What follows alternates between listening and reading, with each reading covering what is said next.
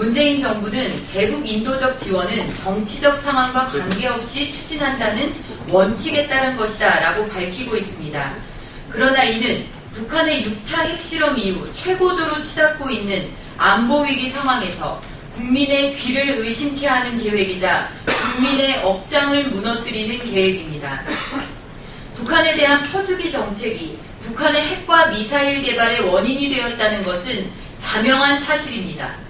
문재인 정부는 김대중 노무현 정부가 오늘날 우리의 운명을 한 치 앞도 알지 못하는 상황으로 만든 사실에 대한 뼈저린 반성조차 아직 하지 않았습니다.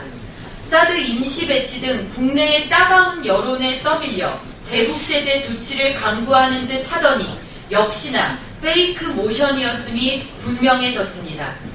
사드 전자파 무해성, 미국, 일본 등 자유우방에 대한 신뢰는 온데간데 없는 문재인 정부가 800만 달러의 돈을 김정은이 인도적으로 쓴다는 것은 철석같이 신뢰한다는 사실이 충격적일 뿐입니다.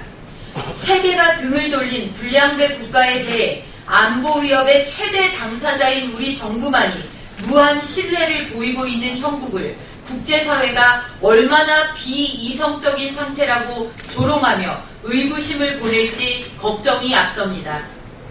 역시나 일본에서는 관방장관이 정부의 대북 지원 검토는 북한에 대한 압력을 훼손하는 행동이라고 비난했습니다. 미국도 지난 유엔 안보리 대북 제재 결의안 내용이 기대에 미치지 못한다는 평가가 나오면서 독자적인 제재를 추진할 만큼 북한을 둘러싼 미일의 대응 수위는 고조되고 있습니다.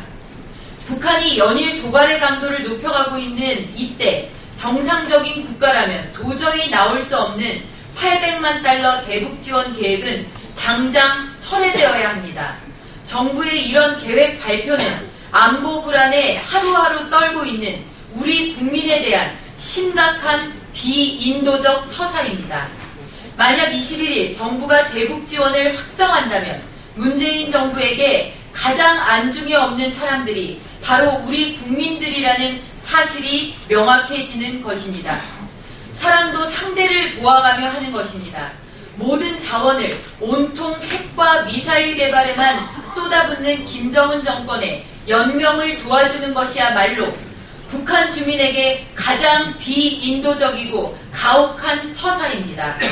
대통령은 더 이상 뒤로 숨지 말고 초유의 안보위기 상황에서 이 정부가 가지고 있는 대북 정책에 대한 진짜 속내를 이제는 국민 앞에 밝혀야 할 것입니다.